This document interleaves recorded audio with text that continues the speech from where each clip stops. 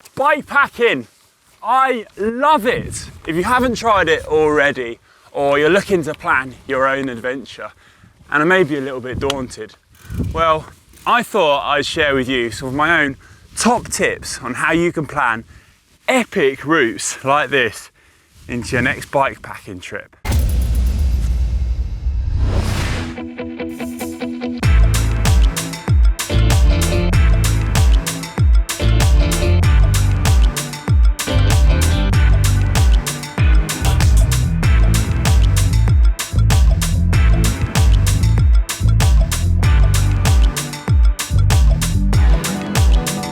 Okay, a good place to begin when planning any route or bikepacking trip is to try and narrow things down as to what is important to you.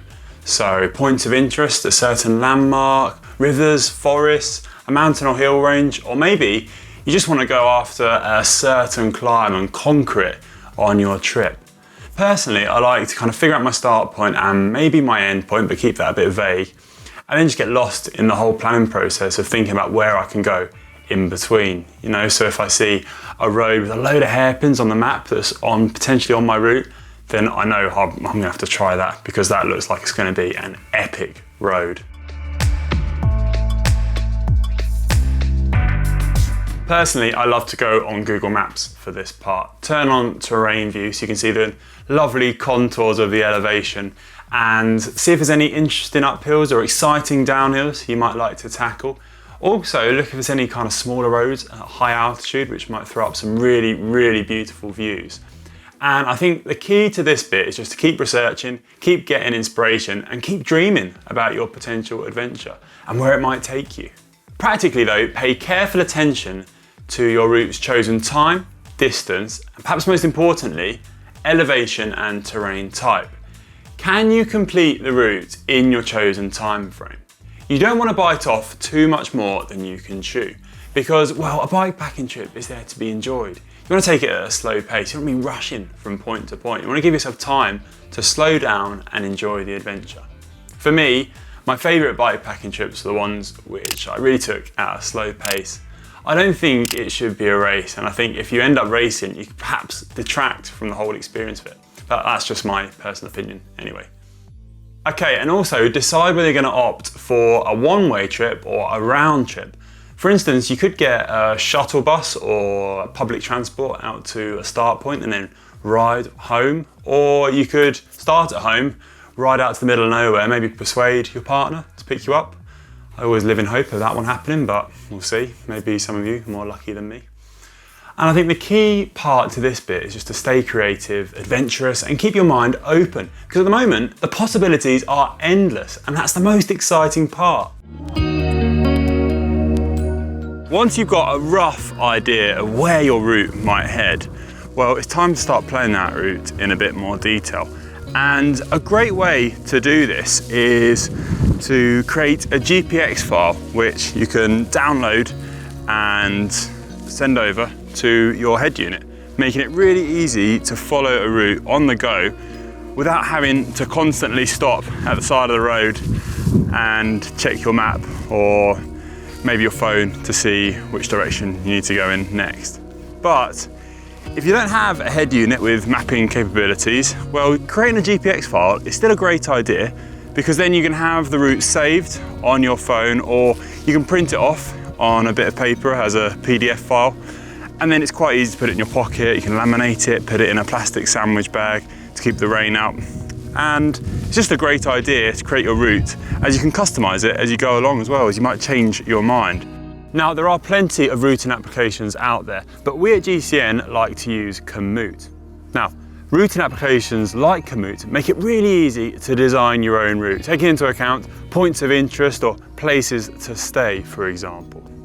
Now with Komoot, I always loved the maps on the platform. They are just super clear and easy to read with detailed elevation data, making it really easy to know if the road you're looking at is a flat 10 kilometers or perhaps a hilly 10 kilometers at 2,000 meters altitude. So if you look here, when you zoom into Komoot, it's just so easy to see detailed elevation data on its free to use online mapping functions. I think the best thing about creating a GPX file on any platform is the really easy ability to customize that route. So what I would recommend is creating that initial GPX file. And then as your understanding or knowledge grows of an area, don't be afraid to chop and change that route and adapt it based on your preferences. Don't forget to factor in where you will stay or your accommodation during your bikepacking trip. If you're going anywhere remote, well, you're going to want to finish each day's ride in a town, or at least know where you're going to stay at a hotel at the end of the day. You don't want to be really tired and hungry, finish up your ride in beautiful scenery, but well, haven't got the foggiest idea where you're going to stay. Excuse me. Yeah, do you know if there's anywhere to stay around here? Seen any hotels? Travel meta search engines like Booking.com or Trivago.com make it really easy to search for accommodation if you go onto map view on their site and look at a specific area. And the accommodation can be booked fairly last minute too. I booked accommodation on the morning of each day's ride during my last bikepacking adventure. But if you are going to adopt a tactic like this, just make sure to factor it in when you're planning your route. Make sure that there aren't limited accommodation options in your chosen area at the time when you're traveling. Now, if you are going on a longer bikepacking trip and you're doing it on a budget, then warmshowers.org is a really great resource. It connects bikepackers who are looking for free accommodation with potential accommodation options. Now, if you're going to use the resource, you just have to remember that one day you're kind of expected to return the favour to provide free accommodation to other bikepackers who may find themselves in similar circumstances in the future.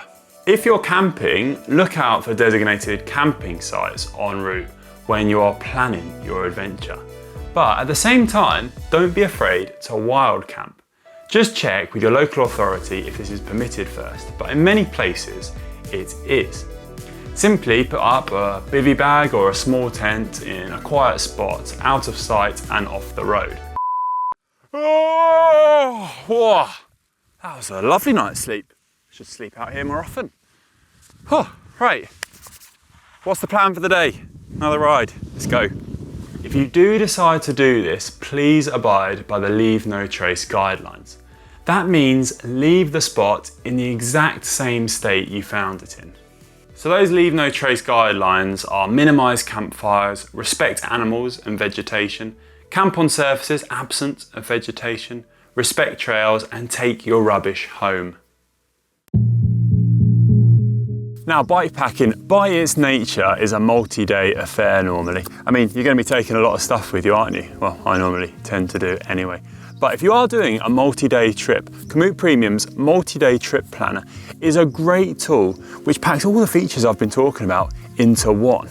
So if you are planning a big multi-day trip, say a European adventure on your bike, for example, then on Komoot, you simply enter in your start point and your end point, and then Komoot will tell you an estimate of how long it thinks it will take to complete the trip, how many days you'll be riding for, based on an estimate of your average speed. And it will also give you a breakdown of some simple stats such as your elevation, distance, and the surface type of each day's riding. So you can make a really good guess about whether you can actually complete your bikepacking trip that you've planned.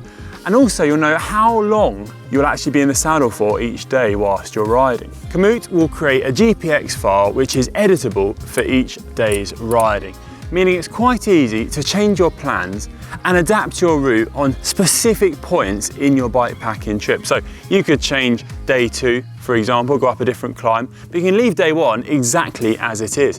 And it's really simple to do this. You can really easily change your routing options, and you can also search for accommodation options towards the end of each day's riding, and you can tailor your route so that you stop where you want to sleep.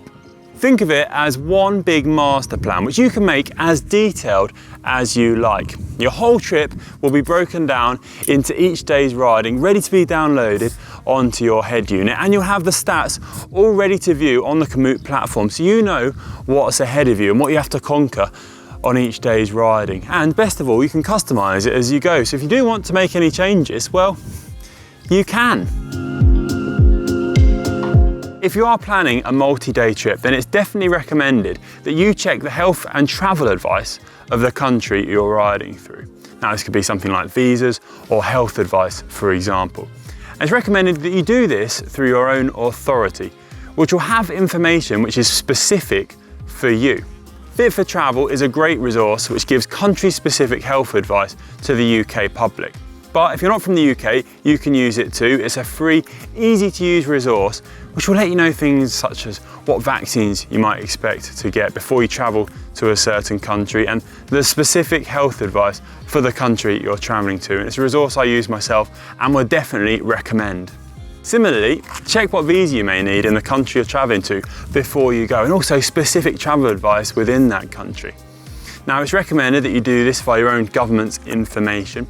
However, if you're from the UK or anywhere else for that matter, you can find specific foreign travel advice on the UK government's website, gov.uk. Okay, you want to think about where you can refill your bottles on a route and where you can get more food.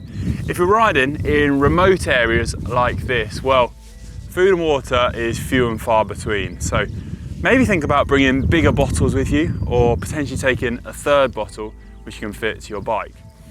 Now, if this isn't possible, maybe plan into your route where you can stop and refill your bottles or take on extra food during the ride. Look out for free places to refill your bottles en route.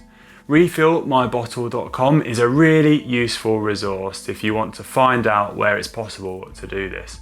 Also, in my home country of Ireland, for instance, you have refill.ie, another great resource. And if you're going to France, riding in the mountains or maybe across the massive Centrale in the centre of the country, cyclisme.com is another brilliant resource which lists all the free water fountains in the entire country. And that is just a priceless bit of information to have, especially if you're going into remote areas. And if you're riding in the really hot summer in the French Alps, I think you're going to be really grateful if you know where those free water fountains are. You also want to take into account the weather during your bikepacking route planning. Those mountain passes may look amazing in the summer at the Tour de France, but I tell you, in the winter, it's a different story, with many of them are actually unpassable due to snow and ice. So you really want to bear in mind the seasons during your bikepacking trip. Plan towards your chosen destination and what the weather will be like at the time you are going. If you want to stay away from putting the rain cape on quite a lot. Another cool feature of Komoot's premium function is its weather forecasting ability. You can choose a time and see the weather forecast on really specific points on your route. So you can decide if it's raining at the start and dry at the end of your ride, or if the wind direction is a solid headwind for the whole day. Don't be afraid to be flexible as well. I know I'm contradicting myself here, but if you've done plenty of research and you've planned your route really well, chances are you're going to be able to rectify things if you do go off course a bit. And it's worth it, you know, because that's how you make the memories. So don't be too rigid, allow yourself to be a bit creative and go with the flow when you're out on the trip. And also, if you are looking to take the road less travelled, you have a gravel bike or a chunkier tired bike, forest service roads like this are a great place to start. You do want to factor in a bit more remote routing options.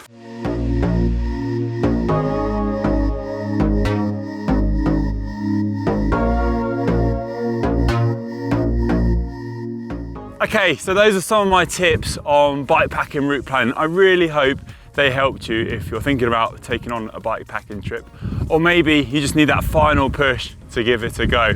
Thanks for watching so much, folks, and please let me know in the comment section below if I missed anything, so we can share the information and inspire as many people to get out there and try bikepacking, because, well, it really is just the best thing ever. I love it so much. Oh, right, I guess I better get down from here, but I'd rather stay up here all day, to be honest.